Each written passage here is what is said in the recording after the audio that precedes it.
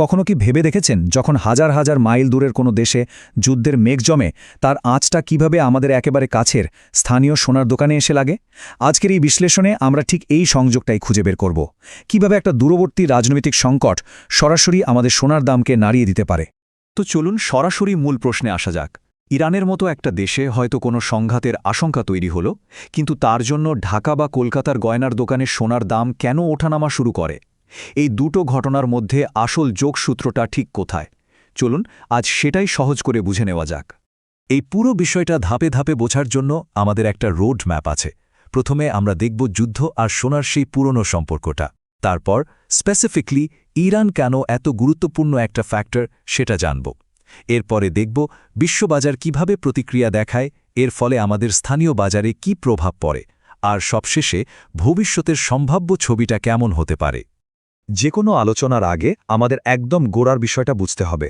মানে এই পুরো সমীকরণের মূলে রয়েছে যুদ্ধ আর সোনার এক বহু পুরনো আর গভীর সম্পর্ক, যা সময়ের সাথে সাথে আরও যেন পোক্ত হয়েছে।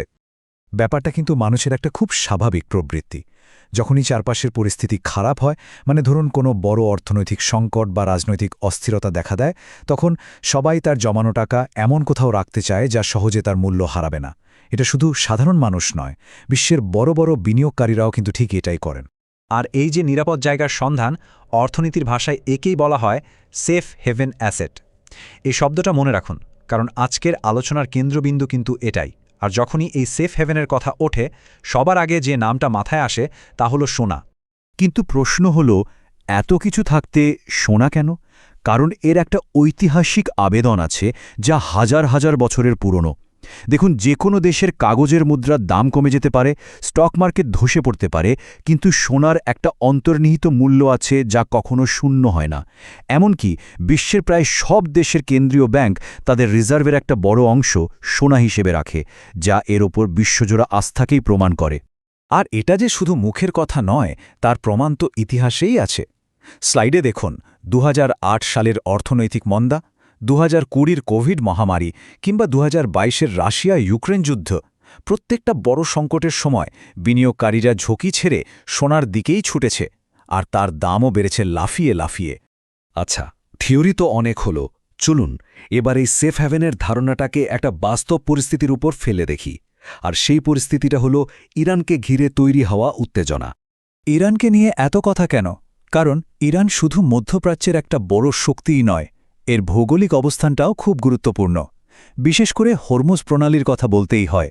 এই সংকীর্ণ জলপথটা ইরানের একেবারে পাশেই, আর অবিশ্বাস্য হলেও সত্যি যে বিশ্বের মোট তেলের প্রায় ২০%, মানে ৫ ভাগের ১ ভাগ এই পথ দিয়েই চলাচল করে।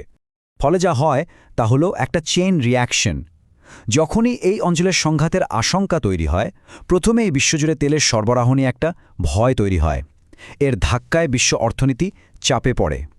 আর অর্থনীতি যখনই চাপে পড়ে, বিনিয়োগকারীরা স্টক মার্কেটের মতো ঝুঁকিপূর্ণ জায়গা থেকে টাকা তুলে নিয়ে নিরাপদ আশ্রয়ের দিকে ছুটতে শুরু করে। এই নিরাপদ আশ্রয়ের তালিকায় প্রধানত ৩টে নাম আসে: মার্কিন ডলার, বিভিন্ন দেশের সরকারি বন্ড, আর অবশ্যই সোনা। কিন্তু এদের মধ্যে সাধারণ বিনিয়োগকারীদের কাছে সবচেয়ে পরিচিত, নির্ভরযোগ্য আর সহজলভ্য বিকল্প কিন্তু সোনাই।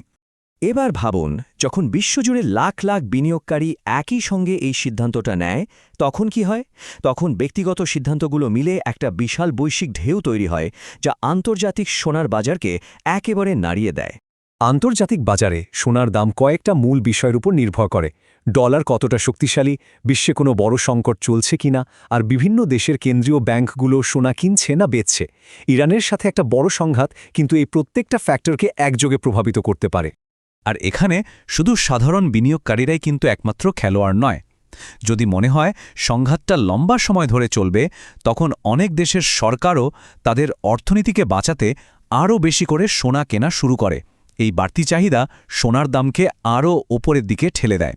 এতক্ষণ তো আমরা গ্লোবাল মার্কেটের অঙ্কটা বুঝলাম, কিন্তু সবচেয়ে জরুরি প্রশ্ন হল, এই সবকিছুর প্রভাব শেষ পর্যন্ত আমাদের, মানে ঢাকা বা কলকাতার সাধারণ মানুষের পকেটে কিভাবে এসে পড়ে। চলুন এবার সেই গল্পটা শোনা যাক। প্রশ্নটাকে যদি আরও সহজ করে বলি, নিউ ইয়র্ক বা লন্ডনের বাজারে যে দামটা বাড়ছে, সেই ঢেউটা ঠিক কোন প্রক্রিয়ায় আমাদের স্থানীয় গয়নার দোকানে এসে পৌঁছায়? এর ভেতরের অঙ্কটা আসলে কি? দেখুন, আমাদের স্থানীয় বাজারের দামটা মূলত দুটো প্রধান জিনিসের ওপর নির্ভর করে। এক, আন্তর্জাতিক বাজারে সোনার দাম আর ডলারের বিনিময় হার, কারণ সোনা তো আমাদের ডলার দিয়েই আমদানি করতে হয়। আর দুই, আমাদের নিজেদের দেশের ভেতরের চাহিদা, যেমন ধরুন বিয়ের মৌসুম বা ঈদের মতো উৎসবের সময় চাহিদা কেমন থাকছে। বাংলাদেশের বাজারে এর প্রভাবটা খুব সরাসরি। যেহেতু আমাদের সোনা আমদানি নির্ভর, তাই আন্তর্জাতিক দাম আর ডলারের দাম এই দুটোই যদি একসাথে বাড়তে থাকে, তাহলে স্থানীয় বাজারে ২২ বা ২১ ক্যারেট সোনার দাম প্রতি ভরিতে খুব দ্রুতই কয়েক হাজার টাকা পর্যন্ত বেড়ে যেতে পারে। এর সাথে আরেকটা ফ্যাক্টরও কাজ করে, আর সেটা হলো আমাদের প্রতিবেশী দেশ ভারত। ভারত বিশ্বের সবচেয়ে বড় সোনা ব্যবহারকারী দেশগুলোর একটা, তাই যখন কলকাতার বাজারে সোনার দাম বাড়ে, স্বাভাবিকভাবেই তার একটা বাণিজ্যিক আর মনস্তাত্ত্বিক চাপ আমাদের দেশের বাজারেও এসে পড়ে। বেশ, তাহলে সামনের দিনে কি হতে পারে? এই সংঘাতের উপর ভিত্তি করে সোনার দামের ভবিষ্যৎ নিয়ে বিশ্লেষকরা কি ভাবছেন? চলুন সেই সম্ভাব্য ছবিগুলো একবার দেখে নেওয়া যাক। বিশ্লেষকরা মূলত ৩টে সিনারিওর কথা বলছেন। যদি পরিস্থিতি একটা বড় যুদ্ধের দিকে গড়ায়, তাহলে বিনিয়োগকারীরা পাগলের মতো সোনার দিকে ঝুঁকবে আর দাম হয়তো নতুন রেকর্ড তৈরি করবে। যদি সংঘাতটা ছোটখাটো বা সীমিত আকারের হয়, তাহলে দাম কিছুটা বাড়ার পর এক জায়গায় স্থিতিশীল হয়ে যেতে পারে। আর যদি কূটনৈতিকভাবে উত্তেজনা কমে আসে, তাহলে বিনিয়োগকারীরা আবার শেয়ার বাজারে ফিরবে আর সোনার দামও সাময়িকভাবে কিছুটা কমতে পারে। তবে এসব স্বল্পমেয়াদী ওঠানামার পরেও বিশেষজ্ঞরা একটা ব্যাপারে কিন্তু প্রায় একমত, আর তা হল দীর্ঘমেয়াদী বিনিয়োগ হিসাবে সোনার আবেদন আর নির্ভরযোগ্যতা এখনও অটুট। ভবিষ্যতেও এটি একটি শক্তিশালী সম্পদ হিসেবেই থাকবে। পুরো আলোচনা শেষে চলুন আবার সেই একটা সংখ্যায় ফিরে যাই, 20%। বিশ্বের মোট তেলের প্রায় 5 ভাগের 1 ভাগ হরমুজ প্রণালী দিয়ে যায়। এই একটা তথ্যই কিন্তু বারবার মনে করিয়ে দেয় কেন এই অঞ্চলের সামান্য অস্থিরতাও পুরো বিশ্বের অর্থনীতি আর সোনার বাজারকে কাঁপিয়ে দেওয়ার জন্য যথেষ্ট। তাহলে শেষ প্রশ্নটা কিন্তু এটাই, এই যে বিশ্ব রাজনীতি প্রতিনিয়ত পাল্টাচ্ছে, নতুন নতুন অর্থনৈতিক চ্যালেঞ্জ আসছে, এর মধ্যেও সোনা কি তার 1000 বছরের পুরনো চূড়ান্ত নিরাপদ আশ্রয়ের তকমাটা সবসময় ধরে রাখতে পারবে? এই ভাবনাটাই আপনার জন্য রেখে গেলাম।